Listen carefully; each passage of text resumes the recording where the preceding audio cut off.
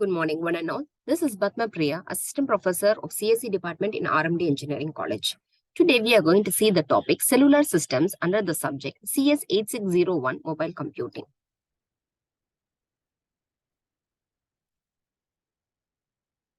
A cell is the most important one in your mobile communication. A cell is a transmission area which is being under the control of a base station.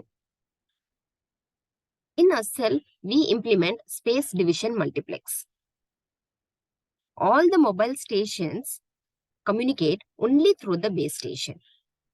So, a cell is a particular region or an area where all the transmissions is going to be carried out through the base station which has been allocated to that cell. Now, this cell size, if it is going to be bigger in range, there will be more problems because of the transmission power, strength, the signal strength, more number of users, the data signal can be fading, the base station can get more of interferences, collisions. So to avoid all these things, it is better to have the cell of smaller in size. Now let us see what are the advantages and disadvantages of having a smaller cell size. By having a small cell size, we will be having more of capacity. That is, high number of users can be allowed to do their transmission without any collision and interference. So the efficiency rate is more when you are having a smaller cell size. And also, the signal strength to be transmitted is going to be of less transmission power because of the short distance. When the cell size is more, the distance to be traveled is also more, which will be making your transmission power to be increased, so that having a cell size which is of smaller in size will be having lesser distance, which will be using less transmission power. And also the cell which is going to be of smaller in size is going to be more robust and decentralized, because if any one of the base station is going to be of problem, it can be easily located and it can be handed over to the nearby base stations. So it is considered as more robust and it is decentralized. And the base stations will be having very few or very less interference because of the less transmission area. Now, what are the disadvantages means? Here, when the cell is going to be of smaller in size, so for a particular region, there will be more number of cells, and for each and every cell, a base station is required for the transmission.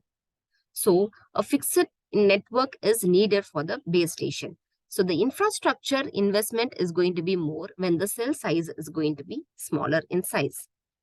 And also, there will be frequent handovers when people are moving from one cell to another. Because of the short distance and the smaller size of cells, people, when they are traveling, more number of handovers will be taking place.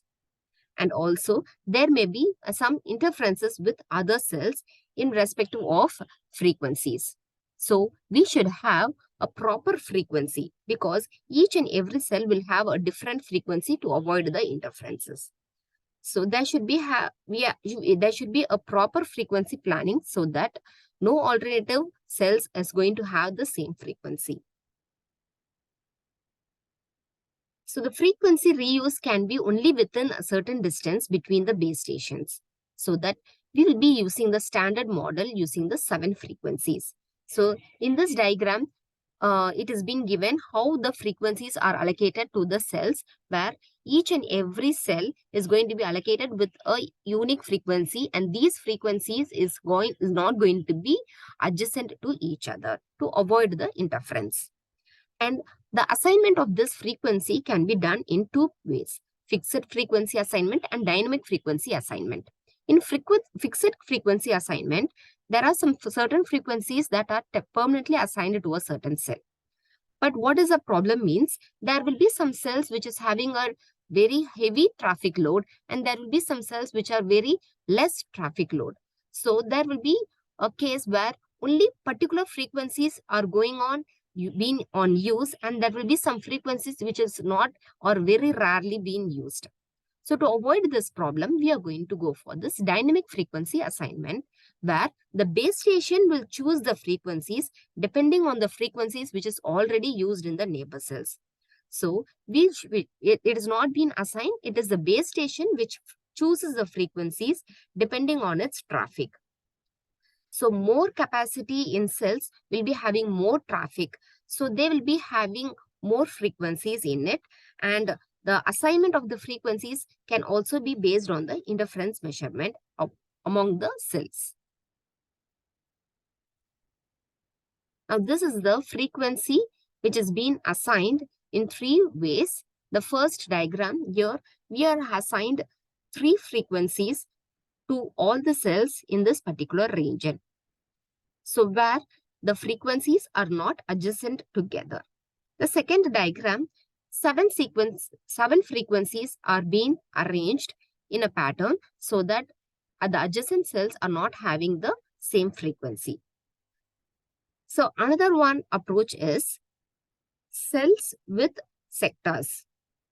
Here, each and every cell is going to be sectorized, and when there is going to be this sectorized, and different frequencies or several frequencies are assigned to each cell, and care should be taken here. Again, when you are assigning the frequencies to a particular cell, one cell, several frequencies to one cell, you should be again following the same formula that it should not be adjacent to each other. So this particular sectorized cells, assigning the frequencies in sectorized cells is being done when the traffic load is going to be very heavy. So to handle this heavy traffic, we will be making use of several frequencies to address this solution. So that is with the frequency planning in the cell structure. Thank you.